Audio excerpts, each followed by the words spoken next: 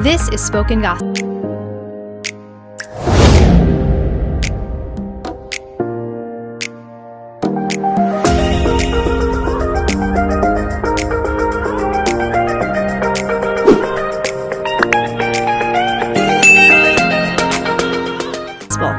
We are dedicated to seeing Jesus in all of Scripture. In each episode, we see what's happening in a biblical text and how it sheds light on Jesus and His gospel. Let's jump in.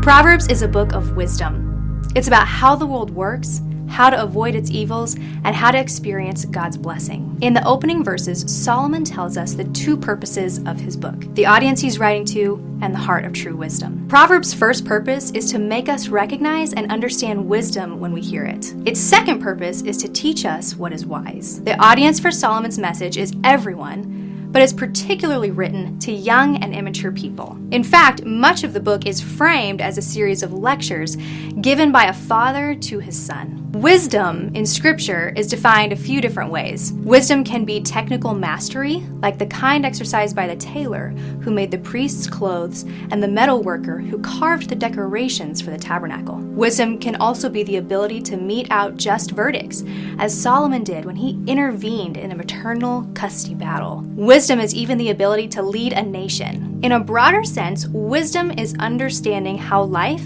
or people, nations, or objects work, and then using that knowledge to respond appropriately, justly, or skillfully. That is why Solomon's first piece of wisdom is not a wise saying. It's a statement about the nature of the heart of true wisdom. Solomon says the fear of the Lord is the beginning of wisdom and knowledge. If wisdom is both understanding and responding to the way the world works, you cannot be truly wise without understanding and responding to the one who created the world and designed how it works. True wisdom must take into account the Creator and the wisdom He used to form the world and its people. Solomon warns that anyone who rejects the wisdom built into this world is a fool.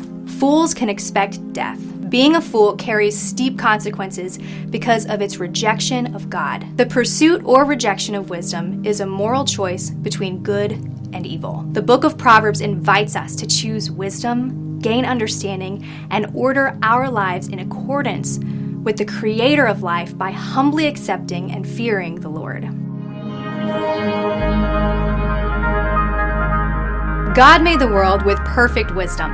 The Apostle John clarifies by saying that Jesus created the world and everything was made by His hand. And the Apostle Paul says that in Christ are hidden all the treasures of wisdom and knowledge. But the wisdom of God is not primarily seen in Jesus' ability to create the world. More so, it is seen in Jesus' death and resurrection. The Apostle Paul says, "We preach Christ crucified, the power of God and the wisdom of God." The world works according to the dual principles of God's creative power and Jesus' sacrificial death. For many, the idea of obeying or fearing a creator God is foolishness. For others, the idea of a God who died and rose from the dead is bizarre. But to Christians, God is our fundamental reality. Resurrection is the organizing principle of our world. We observe that in the way nature works. Seeds must be buried and die before the harvest is collected. The Apostle Paul points out that the wisdom applied to created seeds should also apply to our created bodies. If seeds can be raised from the dead by God's wisdom, so can we.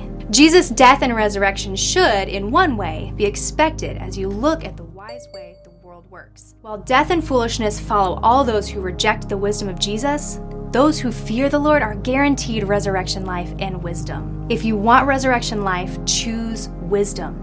Choose Jesus. May the Holy Spirit open your eyes to see the God who orders the world with wisdom.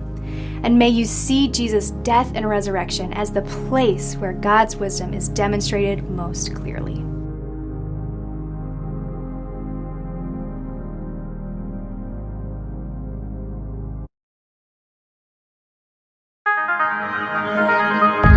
This is Spoken Gospel. We are dedicated to seeing Jesus in all of Scripture. In each episode, we see what's happening in a biblical text and how it sheds light on Jesus and His gospel. Let's jump in. Proverbs 1-9 is a series of 10 lectures given by King Solomon to his son, occasionally interrupted by Lady Wisdom. Lady Wisdom is a character that functions as the embodiment and public declaration of Solomon's wisdom. Lady Wisdom encourages the nation of Israel to pursue after her and to avoid foolishness and its inevitable consequences. In the first interruption, Lady Wisdom shouts at the entrance of a large city. She encourages its citizens to look for wisdom in her rather than the allure of the markets and entertainments inside. The seductions of the city are obvious. Easy money and easy sex. Both Lady Wisdom and the Father warn that money gained dishonestly and casual sex are far more costly than they appear. While both are enticing on the surface, they always lead to death, destruction, and chaos. Easy money and easy sex should be avoided because of the foolishness that they inspire. Israel and Solomon's son must seek wisdom if they are to be spared from folly. Over and over again, Solomon promises his son that if he seeks wisdom, he will find it. If he searches for wisdom, God will grant it. Wisdom will fill him, will protect him, instruct him, and deliver him from evil. True wisdom is found in running from evil and running towards God. Adam and Eve rejected God's wisdom because the forbidden fruit looked good to eat, like easy sex and easy money often do. But its end was death. They trusted the promise of foolishness and did not heed the call of Lady Wisdom. That's why the Father pleads with his Son to not trust his instincts, understanding, or his own wisdom, but instead to fear the Lord. We cannot undo Adam and Eve's folly, escape death, or be blessed by God unless we seek after and trust the Lord's wisdom. Jesus is unapologetic that he is wiser than Solomon. He rebukes a large and unbelieving crowd by reminding them that the Queen of Sheba came from the ends of the earth and listened to Solomon's wisdom, and now something greater than Solomon is here. Jesus is Solomon's wisdom in the flesh. Jesus is Lady Wisdom. The lessons Solomon taught his son are publicly embodied in Jesus' ministry and teaching. In fact, some of the most common audiences of Jesus' teachings are the unjustly wealthy and the sexually immoral. Jesus' wisdom to them is that he and his kingdom are better than easy money and easy sex. And just as Lady Wisdom calls Israel to turn from their sin so that she can place her spirit in them, Jesus promises the same. Anyone who asks, seeks, and knocks after him will be given the spirit of wisdom. While easy money and easy sex falsely promise the straightest path to happiness, Jesus' wisdom promises we will have more in him than we could ever find in a bank account or a relationship. Jesus invites us to trust in him with all your heart and lean not on your own understanding. In all your ways, submit to him, and he will make your path straight. May the Holy Spirit open your eyes to see God's wisdom as good news. And may you see that good wisdom fully embodied in Jesus Christ.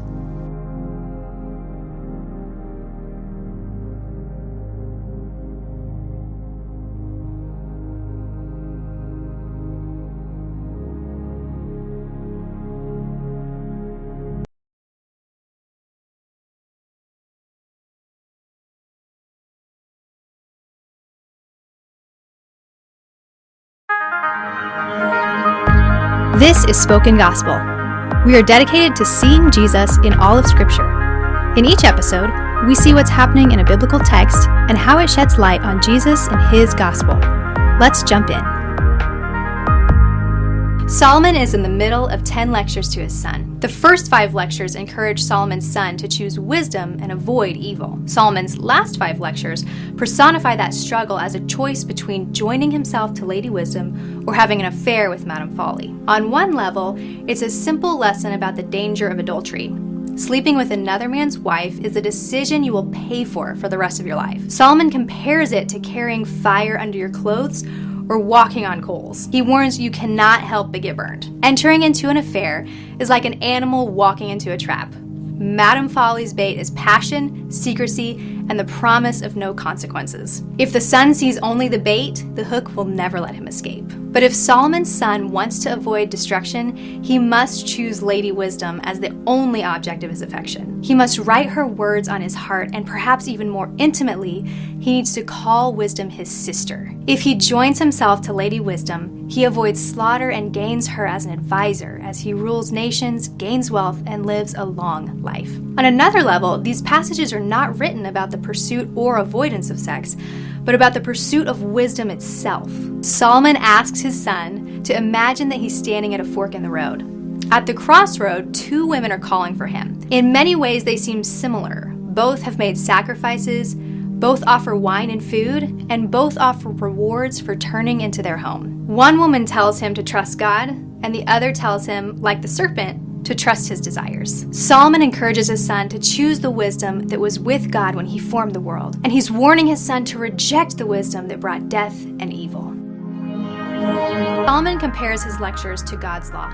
He tells his son that if he writes them on the tablet of his heart, and they are the apple of his eye, he will be protected from the seduction of evil and will experience the blessings of God. From history, we know that Solomon's son did not follow his father's instructions. Israel's hearts, hardened to wisdom, were seduced to idolatry, adultery, and eventually exile at Babylon's hands. During that exile, the prophet Ezekiel used the language of Proverbs, saying God will give Israel a new spirit, remove the heart of stone, and give them a heart that will listen to God's wisdom. Ezekiel promises that Solomon's hopes will one day come true, and they do in Jesus. Jesus fills us with his spirit and writes his law on our hearts. This is good news because we are faced with the same choice Solomon's son was warned about. We're pulled in one direction by our desires and in another direction by God's word.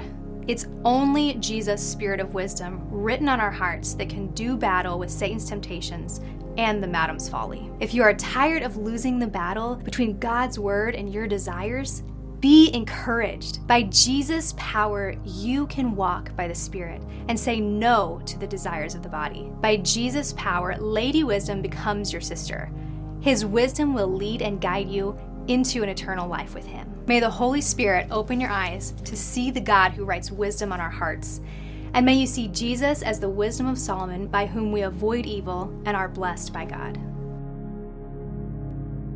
In each episode, we see what's happening in a biblical text and how it sheds light on Jesus and his gospel. Let's jump in. God made the world by words. He spoke, and everything we know was born. It is only by God's wise words that we and our planet have life. And it was by God's words that the world was cursed. Proverbs 18:21 says it this way: "The tongue has the power of life and death." This ultimately applies to God, but it also applies to us. God has given humans the unique power of giving life and death through our words. Our words have the power to incite either love or violence. The lips of fools invite a beating, and their lips are a snare to their very lives. Our words can shame and judge others, or they can be a means of mercy. Drive out the mocker, and out goes strife. Quarrels and insults are ended. Proverbs understands that humans made in the image of their God carry great power. In fact, our words don't just impact personal relationships. The security and success of cities can rest in the words of its influencers. Wise people choose their words carefully because truthful lips endure forever. Wise people also choose their timing carefully. No matter how beautiful someone sings, nobody wants to hear it at 5 a.m. The inclination to share the right words at the right occasion is wisdom. It's the way you and your tongue were meant to work. Proverbs